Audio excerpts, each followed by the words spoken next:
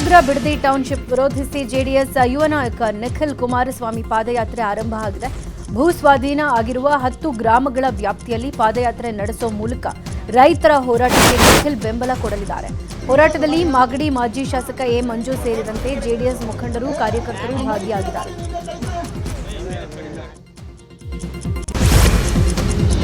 JDS ಪಾದಯಾತ್ರೆಗೆ Congress counter ಕೊಟ್ಟಿದೆ. Anchipura colony ಗ್ರಾಮದಲ್ಲಿ township ಯೋಜನೆಗೆ ಭೂಮಿ ಕೊಡಲು ಸಿದ್ಧ ಎಂದು ಫ್ಲೆಕ್ಸ್ ಅಳವಡಿಕೆ ಮಾಡಿ ತಿರುಗೇಟು ನೀಡಲಾಗಿದೆ.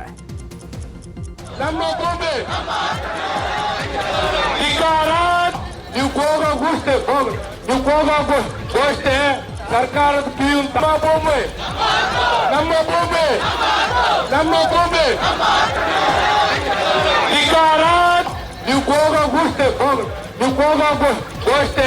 ಸರ್ಕಾರದ ಪೀಯುನ್ ನಮ್ಮ ಭೂಮಿ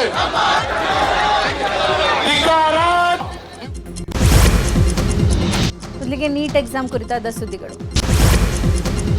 ದೇಶದಾದ್ಯಂತ ಬಿಗಿ ಭದ್ರತೆಯೊಂದಿಗೆ ಇವತ್ತು ನೀಟ್ ಮರುಪರೀಕ್ಷೆ ನಡೆಯಲಿದೆ. 22.79 ಲಕ್ಷ ಅಭ್ಯರ್ಥಿಗಳು ಪರೀಕ್ಷೆಗೆ ನೋಂದಣಿ ಮಾಡಿಕೊಂಡಿದ್ದಾರೆ. ದೇಶದ 551 ನಗರಗಳು ಹಾಗೂ 14 ಅಂತಾರಾಷ್ಟ್ರೀಯ ಕೇಂದ್ರಗಳಲ್ಲಿ ನೀಟ್ ಪರೀಕ್ಷೆ ನಡೆಯಲಿದೆ. ಇಂದು ಮಧ್ಯಾಹ್ನ 2 ರಿಂದ 5 ಗಂಟೆ 15 ನಿಮಿಷದವರೆಗೆ ನೀಟ್ ಪರೀಕ್ಷೆ ನಡೆಯುತ್ತೆ. ಬೆಂಗಳೂರಿನ ಪರೀಕ್ಷಾ ಕೇಂದ್ರಗಳ 200 ಮೀಟರ್ ವ್ಯಾಪ್ತಿಯಲ್ಲಿ ನಿಷೇಧಾಜ್ಞೆ ಜಾರಿಗೊಳಿಸಲಾಗಿದೆ. ಪರೀಕ್ಷಾ ಕೇಂದ್ರಗಳ ಸುತ್ತಮುತ್ತ ಜೆರಾಕ್ಸ್, ಸೈಬರ್ ಮತ್ತು ಕಂಪ್ಯೂಟರ್ ಸೆಂಟರ್ ಬಂದ್ ಮಾಡಲು ಸೂಚನೆ ಕೊಡಲಾಗಿದೆ. ನೀಟ್ ಮರುಪರೀಕ್ಷೆಗೆ ಅಗತ್ಯ ಬಂದೋಬಸ್ತ್ ಕೈಗೊಳ್ಳಲಾಗಿದೆ. ಬೆಂಗಳೂರಿನ 68 ಪರೀಕ್ಷಾ ಕೇಂದ್ರಗಳಿಗೆ ಪ್ರತ್ಯೇಕ ವಾಹನಗಳಲ್ಲಿ ಪ್ರಶ್ನೆ ಪತ್ರಿಕೆ ಸರಬರಾಜು ಮಾಡಿಕೊಳ್ಳಲಾಗಿದೆ. ಬೆಂಗಳೂರಿನ 2 ಬ್ಯಾಂಕ್ ಲಾಕರ್ಗಳಲ್ಲಿ ಪ್ರಶ್ನೆ ಪತ್ರಿಕೆ ಇದೆ. ಸೇನಾ ಭದ್ರತೆಯಲ್ಲಿ ಪ್ರಶ್ನೆ ಪತ್ರಿಕೆ ರವಾನೆ ಮಾಡಲಾಗಿದೆ. ನೀಟ್ ಪರೀಕ್ಷೆ ಹಿನ್ನೆಲೆ ಸಿಲಿಕಾನ್ ಸಿಟಿಯಲ್ಲಿ ಟ್ರಾಫಿಕ್ ಸಮಸ್ಯೆ ಸಾಧ್ಯತೆ ಇದೆ. ಹಿನ್ನೆಲೆಯಲ್ಲಿ ಮಲ್ಲೇಶ್ವರ ಪರೀಕ್ಷಾ ಕೇಂದ್ರಕ್ಕೆ ವಿದ್ಯಾರ್ಥಿಗಳು ಬೇಗ ಬರ್ತಾ ಇದ್ದಾರೆ. ಕೋಲಾರದಿಂದ ಹಲವು ವಿದ್ಯಾರ್ಥಿಗಳು ಆಗಮಿಸಿದ್ದಾರೆ. ದಕ್ಷಿಣ ಕನ್ನಡ ಜಿಲ್ಲೆಯ 12 ನೀಟ್ ಪರೀಕ್ಷಾ ಕೇಂದ್ರಗಳಲ್ಲಿ ಬಿಗಿ ಭದ್ರತೆ ಒದಗಿಸಲಾಗಿದೆ. ಸ್ಥಳೀಯ ಪೊಲೀಸರೊಂದಿಗೆ ಕೇಂದ್ರ ಸಶಸ್ತ್ರ ಪೊಲೀಸ್ ಪಡೆ ನಿಯೋಜಿಸಲಾಗಿದೆ. 5,570 ಅಭ್ಯರ್ಥಿಗಳಿಂದ ನೀಟ್ ಪರೀಕ್ಷೆಗೆ ನೋಂದಣಿ ಮಾಡಿಕೊಳ್ಳಲಾಗಿದೆ. ನಿಷೇಧಾಜ್ಞೆ ಜಾರಿಗೊಳಿಸಿ ಉಪ ಪೊಲೀಸ್ ಆಯುಕ್ತ ರವಿಶಂಕರ್ ಆದೇಶ ಹೊರಡಿಸಿದ್ದಾರೆ. ಧಾರವಾಡದ 11 ಪರೀಕ್ಷಾ ಕೇಂದ್ರಗಳಲ್ಲಿ ಇಂದು ನೀಟ್ ಮರುಪರೀಕ್ಷೆ ನಡೆಯಲಿದೆ. ಒಟ್ಟು 3,673 ವಿದ್ಯಾರ್ಥಿಗಳು ಪರೀಕ್ಷೆ ಬರೆಯಲಿದ್ದಾರೆ. ಇತ್ತ ಹುಬ್ಬಳ್ಳಿಯಲ್ಲಿ 3,927 ವಿದ್ಯಾರ್ಥಿಗಳು ಎಕ್ಸಾಮ್ ಬರೀತಾ ಇದ್ದಾರೆ. ಮಧ್ಯಾಹ್ನ 1 ಗಂಟೆಗೆ ಪರೀಕ್ಷಾ ಕೇಂದ್ರದ ಬಳಿ ಹಾಜರಿರಲು ವಿದ್ಯಾರ್ಥಿಗಳಿಗೆ ಸೂಚನೆ ಕೊಡಲಾಗಿದೆ. ದಾವಣಗೆರೆಯಲ್ಲಿ ನೀಟ್ ಪರೀಕ್ಷೆಗೆ ಸಕಲ ಸಿದ್ಧತೆ ಮಾಡಿಕೊಳ್ಳಲಾಗಿದೆ. ದಾವಣಗೆರೆಯಲ್ಲಿ ಒಟ್ಟು 13 ಪರೀಕ್ಷಾ ಕೇಂದ್ರಗಳಲ್ಲಿ ಎಕ್ಸಾಮ್ ನಡೀತಾ ಇದೆ. ಈ ಬಗ್ಗೆ ದಾವಣಗೆರೆ ಡಿಸಿ ಜಿಎಂ ಗಂಗಾಧರ ಸ್ವಾಮಿ ಮಾಹಿತಿ ಕೊಟ್ಟಿದ್ದಾರೆ. ಬೆಳಗಾವಿ ನೀಟ್ ಪರೀಕ್ಷಾ ಕೇಂದ್ರಕ್ಕೆ ಜಿಲ್ಲಾಧಿಕಾರಿ ಪೊಲೀಸ್ ಆಯುಕ್ತರ ಭೇಟಿ ಕೊಟ್ಟಿದ್ದಾರೆ. ಸಂಗೊಳ್ಳಿ ರಾಯಣ್ಣ ಕಾಲೇಜಿನಲ್ಲಿ ಇರುವ ಪರೀಕ್ಷಾ ಕೇಂದ್ರಕ್ಕೆ ಭೇಟಿ ಕೊಟ್ಟು ಪರಿಶೀಲನೆ ಮಾಡಿದರು. 7,000 ವಿದ್ಯಾರ್ಥಿಗಳು ಇವತ್ತು ಪರೀಕ್ಷೆ ಬರೀತಾ ಇದ್ದಾರೆ. ರಾಜಕೀಯದ ಪ್ರಮುಖ ಸುದ್ದಿಗಳು.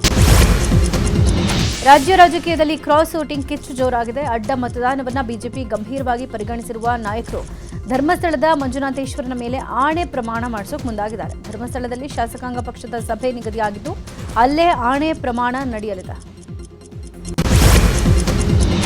ಪರಿಷತ್ನಲ್ಲಿ ಅಡ್ಡ ಮತದಾನ ಕುರಿತು ಬಿವೈ ವಿಜೇಂದ್ರ ರಿಯಾಕ್ಟ್ ಮಾಡಿದ್ದಾರೆ. ಅಡ್ಡ ಮತದಾನದಿಂದ ಎಲ್ಲ 63 ಶಾಸಕರ ಮೇಲೂ ಅನುಮಾನ ಪಡುವಂತಾಗಿದೆ.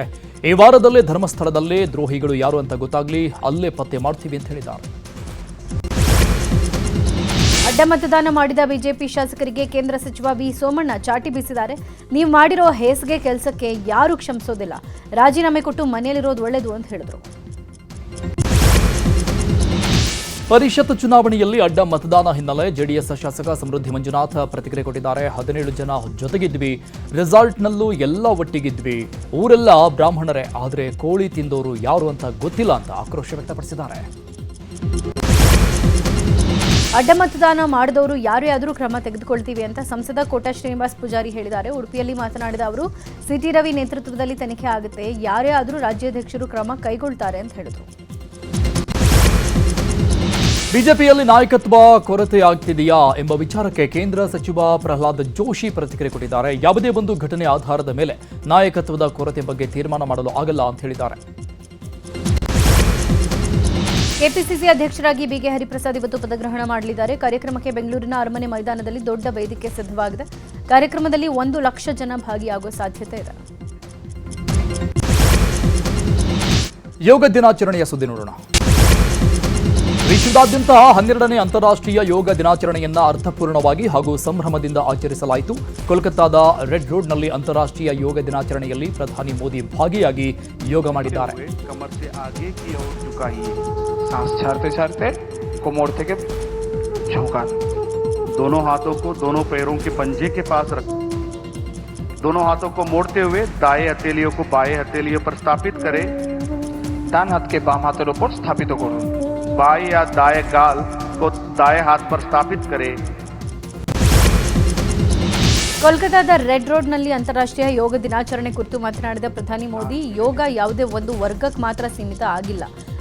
ಆಧುನಿಕ ಜೀವನ ಶೈಲಿಯಲ್ಲಿ ಯೋಗ ಬಹಳ ಮುಖ್ಯ ಅಂತ ಹೇಳಿದರು. ವಿಧಾನಸೌಧದಲ್ಲಿ ಅಂತಾರಾಷ್ಟ್ರೀಯ ಯೋಗ ದಿನ ಆಚರಿಸಲಾಯಿತು. ಕಾರ್ಯಕ್ರಮದಲ್ಲಿ ರಾಜ್ಯಪಾಲ ಗೆಹ್ಲೋಟ್, ಆರೋಗ್ಯ ಸಚಿವ ಖಾದರ್, ಸುಧಾರಾಣಿ, ವಶಿಷ್ಠ ಸಿಂಹ, ಹರಿಪ್ರಿಯಾ ಸೇರಿದಂತೆ ಹಲವರು ಯೋಗ ಮಾಡಿದ್ದಾರೆ. ಈಗ ಸಮಯ ಪೂರಕ ಮಾಡುತ್ತಾ ಮೇಲೆ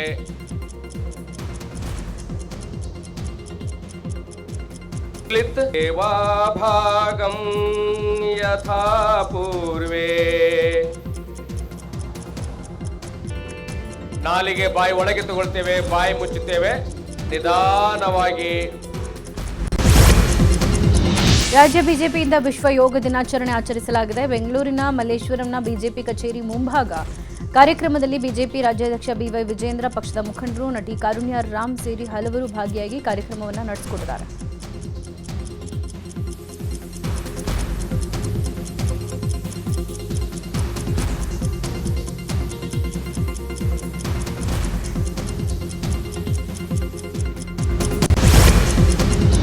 ಇಂದು ಅಂತಾರಾಷ್ಟ್ರೀಯ ಯೋಗ ದಿನಾಚರಣೆ ಹಿನ್ನೆಲೆಯಲ್ಲಿ ಮಾಜಿ ಸಿಎಂ ಹಾಗೂ ಸಂಸದ ಬಸವರಾಜ ಬೊಮ್ಮಾಯಿ ಮನೆಯಲ್ಲಿಯೇ ಯೋಗಾಭ್ಯಾಸ ಮಾಡಿದ್ದು ಯೋಗಾಸನದ ಬಗ್ಗೆ ಸಂದೇಶ ಸಾರಿದ್ದಾರೆ.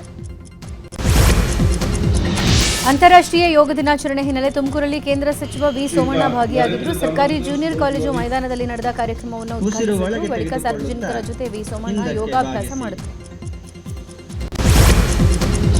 ದೆಹಲಿಯಲ್ಲಿ ಅಂತಾರಾಷ್ಟ್ರೀಯ ಯೋಗ ದಿನಾಚರಣೆಯನ್ನ ಅರ್ಥಪೂರ್ಣವಾಗಿ ಆಚರಿಸಲಾಯಿತು. ಜವಾಹರಲಾಲ್ ನೆಹರು ಸ್ಟೇಡಿಯಂನಲ್ಲಿ ಬಾಲಿವುಡ್ ನಟ ಅಕ್ಷಯ್ ಕುಮಾರ್ ಯೋಗಾಸನ ಮಾಡಿದ್ದಾರೆ. योग का मूल भाव है. महर्षि अरविंद भी कहते थे. ಇನ್ನು ಅಂತಾರಾಷ್ಟ್ರೀಯ ಯೋಗ ದಿನ ಹಿನ್ನೆಲೆ ಹರಿಯಾಣದ ಗುರುಗ್ರಾಮದಲ್ಲಿ ಬಾಲಿವುಡ್ ನಟಿ ಶಿಲ್ಪಾ ಶೆಟ್ಟಿ ಯೋಗ ಮಾಡಿದ್ದಾರೆ. हमारे यहाँ पे सब बाहर निकले, सिर्फ सकारात्मक ऊर्जा. Well done. Now the other way. Done. गिर जाएगी बच्ची यार. ಲಡಾಖ್ನ ಲೇಹ್ನಲ್ಲಿ 12ನೇ ಅಂತಾರಾಷ್ಟ್ರೀಯ ಯೋಗ ದಿನಾಚರಣೆಯನ್ನ ಅರ್ಥಪೂರ್ಣವಾಗಿ ಆಚರಿಸಲಾಯಿತು. ಇಂಡೋ ಟಿಬೆಟಿಯನ್ ಗಡಿ ಪೊಲೀಸರು ಯೋಗಾಸನ ಮಾಡಿದ್ದಾರೆ.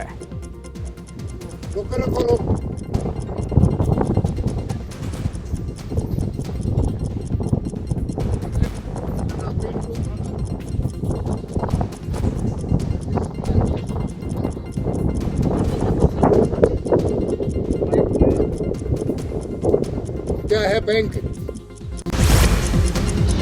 ಭಾರತೀಯ ನೌಕಾಪಡೆಯಿಂದಲೂ ಯೋಗ ದಿನಾಚರಣೆ ಆಚರಿಸಲಾಗಿದೆ. ನೀರಿನ ಒಳಗೆ ವಿವಿಧ ಆಸನಗಳನ್ನು ಮಾಡುವ ಮೂಲಕ ವಿಶೇಷವಾಗಿ ಆಚರಣೆ ಮಾಡಲಾಗಿದೆ.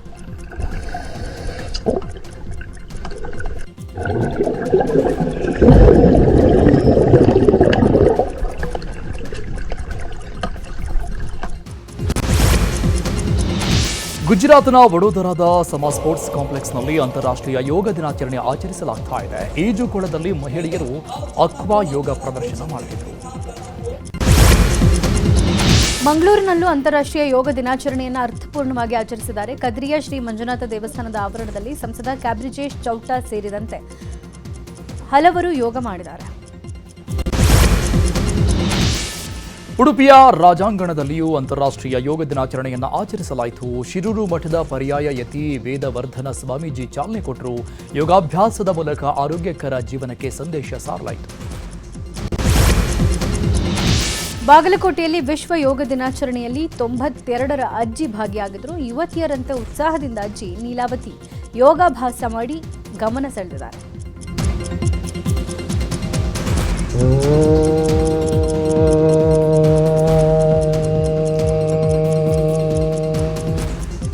ಮೇಲೆ ತೆಗೆದುಕೊಂಡು ಹೋಗಿ ಸ್ಟ್ರೆಚ್ ಮಾಡಿ ಮೇಲಕ್ಕೆ.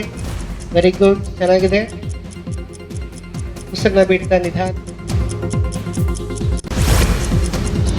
ಈಗ ರಾಜ್ಯದ ಪ್ರಮುಖ ಸುದ್ದಿ ನೋಡೋಣ. ಕಟ್ಟಡದ ಮೇಲಿನ ಬಿದ್ದು ಮಹಿಳೆ ಸಾವನ್ನಪ್ಪಿರುವ ಘಟನೆ ಬೆಂಗಳೂರಿನ ರಾಜಾಜಿನಗರದಲ್ಲಿ ನಡೆದಿದೆ. ಮರದ ಕೊಂಬೆಗಳು ಮನೆಗೆ ಬಾಚಿಕೊಂಡಿತ್ತು. ಟೆರಸ್ ಮೇಲೆ ನಿಂತು ಕೊಂಬೆ ಕಟ್ಟು ಮಾಡ್ತಾ ಇದ್ದ ವೇಳೆ ದುರಂತ ಸಂಭವಿಸಿದೆ. ಬಹುಭಾಷಾ ನಟ ಪ್ರಕಾಶ್ ರಾಜ್ ಬಳಿ 4 ವೋಟರ್ ಐಡಿ ಹೊಂದಿರುವುದು ಪತ್ತೆಯಾಗಿದೆ. ಕರ್ನಾಟಕ, ತಮಿಳುನಾಡು, ತೆಲಂಗಾಣ ಸೇರಿದಂತೆ 4 ಕಡೆಗಳಲ್ಲಿ ಗುರುತಿನ ಚೀಟಿ ಹೊಂದಿರುವುದಕ್ಕೆ ವಕೀಲ ದಿಲೀಪ್ ಕುಮಾರ್ ಅನ್ನೋರು ದೂರು ದಾಖಲಿಸಿದ್ದಾರೆ. ರಾಜ್ಯದಲ್ಲಿ ಮುಂಗಾರು ಮತ್ತೆ ಚುರುಕು ಪಡೆದುಕೊಂಡಿದೆ. ಉಡುಪಿ, ದಕ್ಷಿಣ ಕನ್ನಡ ಸೇರಿ ರಾಜ್ಯದ 6 ಜಿಲ್ಲೆಗಳಿಗೆ ಇಂದು ಯೆಲ್ಲೋ ಅಲರ್ಟ್ ಘೋಷಿಸಲಾಗಿದೆ. ಬೆಂಗಳೂರಲ್ಲಿಂದು ಸಾಧಾರಣ ಮಳೆಯ ಮುನ್ಸೂಚನೆಯನ್ನು ಹವಾಮಾನ ಇಲಾಖೆ ಕೊಟ್ಟಿದೆ. ಲಾರಿಗೆ ಕಂಟೈನರ್ ಡಿಕ್ಕಿಯಾಗಿ ಲಾರಿ ಚಾಲಕ ಗಂಭೀರವಾಗಿ ಗಾಯಗೊಂಡಿರುವ ಘಟನೆ ಚಿಕ್ಕಬಳ್ಳಾಪುರದ ಆರೂರು ಬಳಿಯ ರಾಷ್ಟ್ರೀಯ ಹೆದ್ದಾರಿ 44ರ ಬಳಿ ನಡೆದಿದೆ. ಕಂಟೈನರ್ ಸಂಪೂರ್ಣ ನಜ್ಜುಗುಜ್ಜಾಗಿದೆ. ಕೋಟೆನಾಡು ಚಿತ್ರದುರ್ಗದಲ್ಲಿ 3ನೇ ದಿನದ ನ್ಯೂಸ್ 18 ಕರುನಾಡ ಹಬ್ಬದ ಕಲರವ ಜೋರಾಗಿದ್ದು ಭರ್ಜರಿ ರೆಸ್ಪಾನ್ಸ್ ಸಿಗ್ತಾ ಇದೆ. 3ನೇ ದಿನವಾದ ಇಂದು ಸಮಾರೋಪ ಸಮಾರಂಭ ನಡೆಯಲಿದ್ದು ಭೋವಿ ಗುರುಪೀಠದ ಇಮ್ಮಡಿ ಸಿದ್ದರಾಮೇಶ್ವರ ಶ್ರೀ, ಕುಂಚಟಗಿ ಮಹಾಸಂಸ್ಥಾನ ಮಠದ ಶಾಂತವೀರ ಶ್ರೀಗಳು ಆಗಮಿಸ್ತಾ ಇದ್ದಾರೆ. ಇಡೀ ದಿನ ಆಹಾರ ಹಾಗೂ ಗೃಹ ಬಳಕೆಯ ವಸ್ತುಗಳ ಮೇಳ, ಮಕ್ಕಳ ಕ್ರೀಡೆಗಳು ನಡೆಯುತ್ತೆ. ಸಂಜೆ ವೇದಿಕೆ ಕಾರ್ಯಕ್ರಮದಲ್ಲಿ ಶ್ರೀಗಳ ಹಿತವಚನ, ಬಳಿಕ ವಿವಿಧ ಕಲಾ ತಂಡಗಳಿಂದ ಸಾಂಸ್ಕೃತಿಕ ಕಾರ್ಯಕ್ರಮ ನಡೆಯುತ್ತೆ.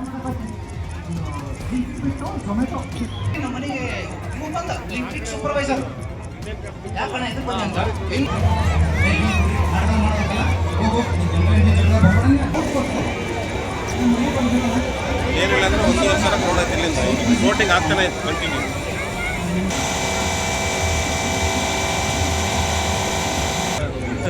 ಗ್ರಾಮ್ ಕೊಟ್ಟಾಕ ಬರ್ತಾರೆ.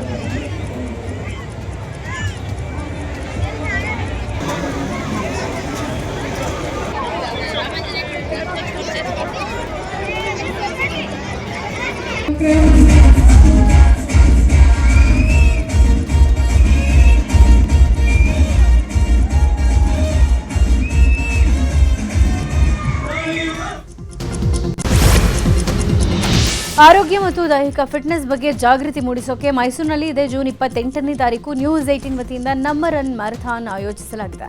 ಮಕ್ಕಳಿಗಾಗಿ 1 ಕಿಲೋಮೀಟರ್, 2 ಕಿಲೋಮೀಟರ್ ನಿಗದಿಪಡಿಸಲಾಗಿದೆ. 3, 5, 10 ಕಿಲೋಮೀಟರ್ ಓಟಕ್ಕೆ ಯಾವುದೇ ಸಮಯದ ಮಿತಿ ಇಲ್ಲ. 5 ಮತ್ತು 10 ಕಿಲೋಮೀಟರ್ ಓಟಕ್ಕೆ ನಿಗದಿತ ಟೈಮ್ ಫಿಕ್ಸ್ ಮಾಡಲಾಗಿದೆ. ವಿಜೇತ ಸ್ಪರ್ಧಿಗೆ 1 ಲಕ್ಷ ಬಹುಮಾನ ಇರುತ್ತೆ. ಸ್ಕ್ರೀನ್ ಮೇಲೆ ಕಾಣಿಸ್ತಾ ಇರೋ QR ಕೋಡ್ ಸ್ಕ್ಯಾನ್ ಮಾಡಿಕೊಂಡು ಆಸಕ್ತರು ನೋಂದಣಿ ಮಾಡಿಸಿಕೊಳ್ಳಬಹುದು. ಈಗ ಕ್ರೈಮ್ ಸುದ್ದಿ. ಬೆಂಗಳೂರಲ್ಲಿ 30 ಕೋಟಿ ಬಿಸಿನೆಸ್ ಕೊಡೋದಾಗಿ ಆಸೆ ಹುಟ್ಟಿಸಿ ಉದ್ಯಮಿಗೆ ವಂಚನೆ ಮಾಡಲಾಗಿದೆ. ಕಮಿಷನ್ ರೂಪದಲ್ಲಿ ಉದ್ಯಮಿಯಿಂದ 2.6 ಕೋಟಿ ಪಡೆದು ವಿನೋದ್ ಕುಮಾರ್, ಅರುಣ್ ಕಿರಣ್ ವಂಚನೆ ಮಾಡಿದ್ದು ಪೊಲೀಸರು 3 ಬಂಧಿಸಿದ್ದಾರೆ.